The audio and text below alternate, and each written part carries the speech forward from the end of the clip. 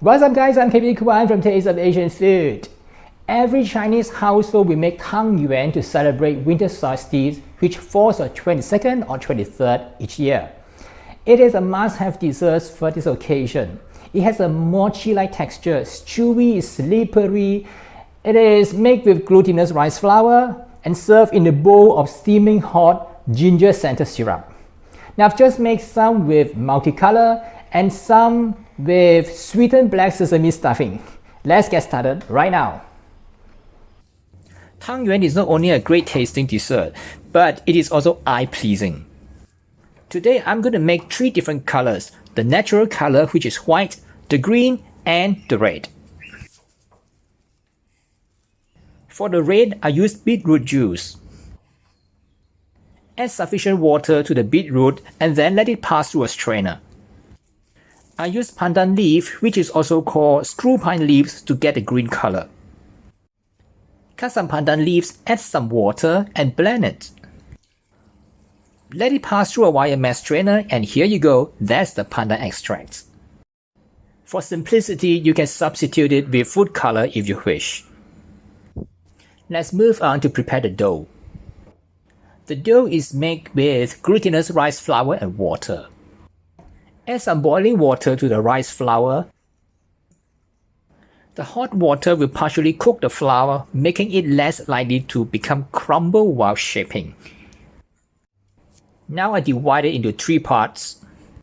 One for the original color, and the other 2 are green and red. Add more water until it forms a malleable plasticine-like dough. Please refer to the recipe for the exact amount of water that I use. Glutinous rice flour does not form an elastic and stretchy dough like bread flour, and it is pretty crumbly. As a result, there's always a tendency to add too much water and hoping it makes it less crumbly. Be careful, because if you use too much water, it will result in an out-of-shape Tang Yuan, especially those with filling. This is the texture it should look like.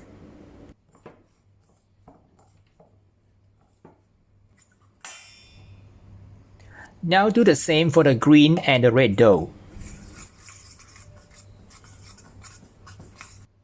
The method is exactly the same.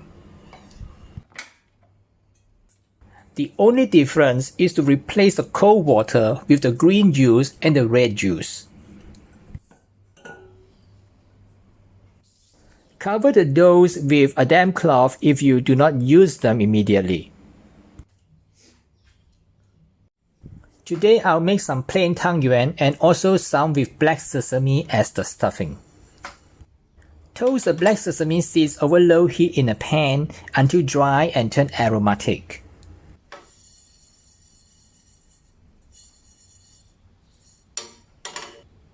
The sesame seeds will plump up and easily crush when you press with your finger when it is done.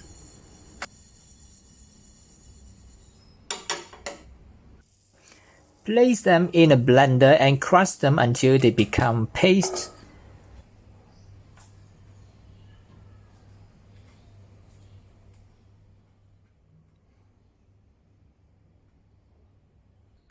Then mix with some caster sugar and butter.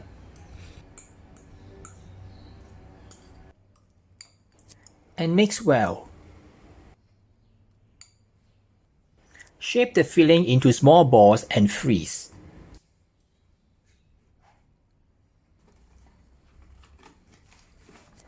The frozen filling is easier to handle while encasing it inside the dough. The dough to filling ratio is crucial, as the dough can burst if there's too much filling. The ratio I use is 5 grams of fillings and 12 grams of dough. Next, we make the syrup. The syrup is infused with ginger flavor.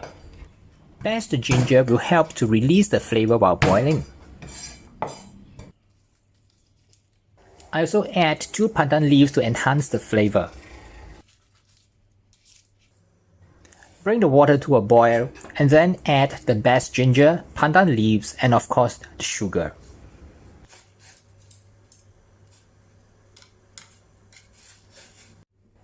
Let it boil for 5 minutes to extract the flavor.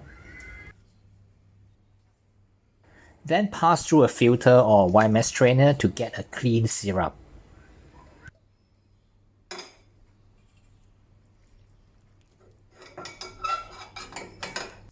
The next step, shape the glutinous rice balls.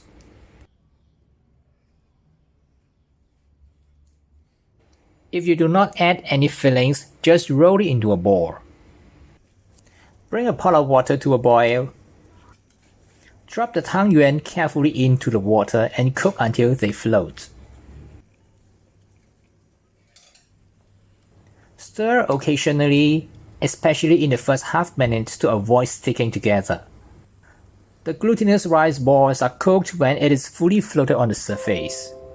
But I suggest cooking for another minute, especially for those sweet dumplings with fillings to ensure the sugar in the filling is melted. If you do not serve the sweet dumpling immediately, transfer them to a bowl of cold water to prevent them from sticking. Otherwise, drop them into a bowl and serve with the hot ginger-infused syrup immediately. Finally, if you want to encase the fillings inside the rice balls, here's how to do it. Press and shape the dough to become a thin disc.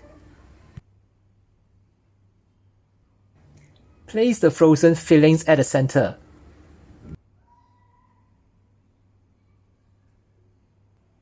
Then wrap around it and close.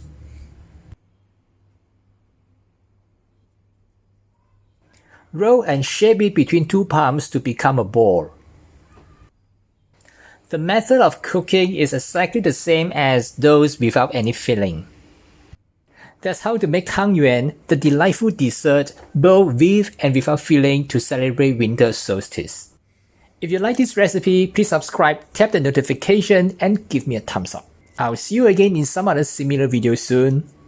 Happy winter solstice and enjoy your tang yuan. Bye.